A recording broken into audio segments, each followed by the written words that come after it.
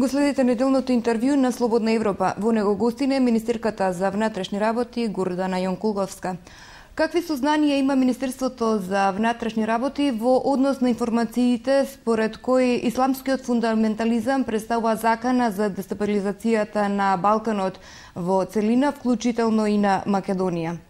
Ние во континуитет, со години наназад, постојано разменуваме информации со соодветните безбедносни служби од нашите партнерски организации. И тука, кога велам партнерски организации, не мислам само на земјите од регионот, туку многу пошироко, буквално сите оние држави кои се наоѓаат во глобалната коалиција против тероризмот и кои се потенцијален таргет на овие групи. Впрочем, и Република Македонија, како земја која партиципира во глобалната битка против тероризмот, која партиципира во глобалната коалиција за светскиот мир и на крајот на краиштата земја која има значително присуство во Авганистан и секаде онаму каде што светот води борба против овие екстремни движења, ние секако дека сме на мапата на потенцијални дестинации или таргет земји на овие организации и од тука постојано ги разменуваме информациите и ги следиме оние потенцијални жаришта на проблеми. Но исто така важно е што низ целокупната досегашна соработка нашите безбедносни служби се профилираа како стабилен партнер кога станува збор за глобалната борба против тероризмот и од тука рамо до рамо со сите други безбедносни служби ние активно партиципираме во глобалната коалиција за мир. Какви активности преземате во спречување на евентуалната таква опасност? Она што може една безбедносна служба да го направи пред се е размена на информации и за да ги добиете информациите кои доаѓаат од доверливи избори, неопходно е да се профилирате како служба која располага со проверени и сигурни информации.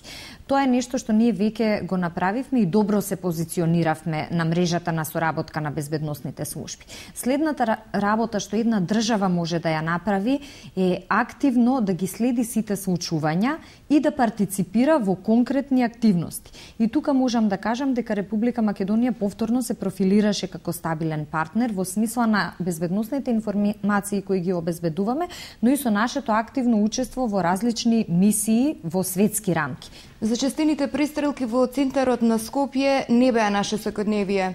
Дали според статистичките податоци сигурносната ситуација на граѓаните се влошува или може да се каже дека се подобрува во последните неколку години? Ако веќе се повикуваме на статистиката практично говори нешто друго, а тоа е дека наспроти бројките од, например, од 2008 година, бројките за 2009 година покажуваат намалување на трендот на регистрирани случаи на насилен криминал. Намалувањето е од 3,8%, што секако не треба да не прави премногу задоволни, но е индикатор дека се превземени одредени мерки кои очигледно се покажале како вистински. Бројот на расчистени разбојништва, сепак се тоа акти на насилство, само во изминатата година изнесува 274 расчистени разбојништва и споредено со бројот на денови во една година, практично ние имаме ситуација каде што речиси секој ден расчистуваме по едно разбојништво. Меѓутоа, независно од она што го зборува статистиката, престрелките се преселија во центарот. Токму тоа и го зборувам. Ние во никој случај не можеме да бидеме задоволни и покрај тоа што бројките говорат дека трендот се намалува. Сепак, она што се случува не е нешто што ни влева доверба и не е нешто што е пријатно да се доживее или да се гледа. Од тука, она што ние го правиме е превземање на репресивни мерки во функција на откривање на сторителите и тука можам да кажам дека бележиме зголемена успешност.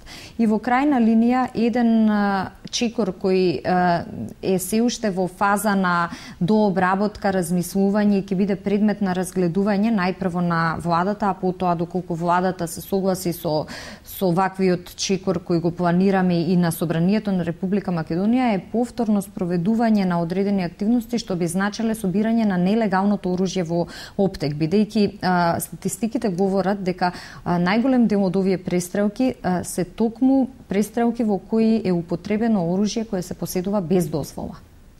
Дали според бројот на издадени лични карти и биометриски пасоши може да кажете дека одговоривте соодветно да одговорите на потребите на една двумилионска држава со оглед на тоа што за лична карта се закажува 1 година подоцна, а за некои лични документи кои што веќе се готови се чека со денови? Заклучно со почетокот на месец април, значи заклучно со 1 април, Министерството за внатрешни работи има издадено 1.610.000, нешто над 1.610.000 биометриски документи, што секако е една добра бројка на издадени документи, но очигледно е дека тоа во целост не одговори на барањата на граѓаните.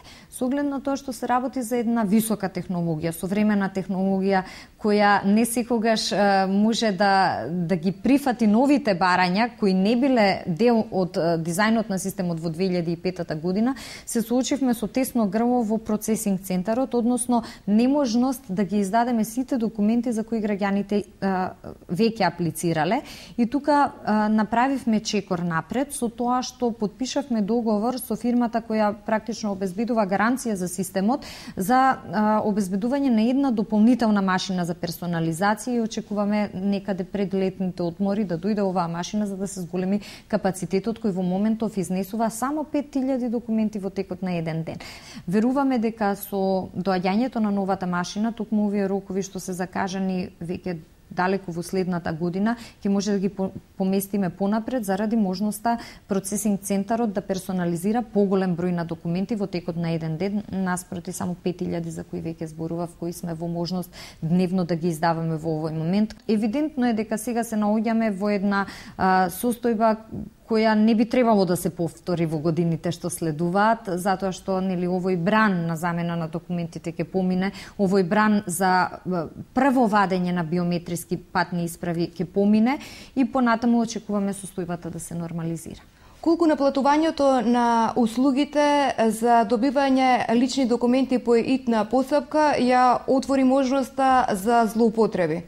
Ова постапка не само што не ја отвора можноста за злоупотреби, туку јас би рекла ја затвора можноста за злоупотреби, бидејќи е јасно дефинирана и прецизирана и точно се знае кои се активности треба да се превземат и тоа е еден строго контролиран процес каде што се прави и контрола на квалитетот и контрола на квантитетот, значи и на бројот на издадени патни исправи во ваква постапка и на бројот на патни исправи што се издаваат со соодветен квалитет, бидејќи режимот на издавање на овие патни исправи е сосема поинаков од режимот на издавање на редовните документи и токму затоа трошоците се поголеми. Но сепак должни сме да овозможиме една ваква постапка да им биде достапна на граѓаните на база на нивна сопствена одлука. Може ли да наведете примери на земји каде на овој начин се спроведува процедурата? Во најголем дел од земјите, значи роковите на издавање на документи, тука мислам на земји од Европската унија, но и пошироко, се движат некаде помеѓу 30 и 60 дена и токму затоа е предвидена една ваква постапка, како што е итната постапка, каде што граѓаните кои неопходно имаат потреба за побрзо издавање на документот може да го добијат во една условно речено скратена постапка, односно постапка која не бара толку многу време. Инаку со инвестицијата што е направена, односно договорена во 2005 година, Република Македонија се одлучила за еден ваков систем со еден ваков капацитет. Навистина е неблагодарно да се коментира нешто во кое не сте учествувале и да се презентираат аргументите кои оделе во прилог на избор токму на овој систем, а не на некој друг. Но факт е дека тоа е техничко решение кое во моментов функционира со одредени проблеми и ние, грубо речено, сме врзани со ова решение, бидејќи договорот со фирмата која го сервисира трае до 2017 година. Ви благодарам на разговорот. Благодарам и вас. Го следевте неделното интервју на Слободна Европа. До гледање.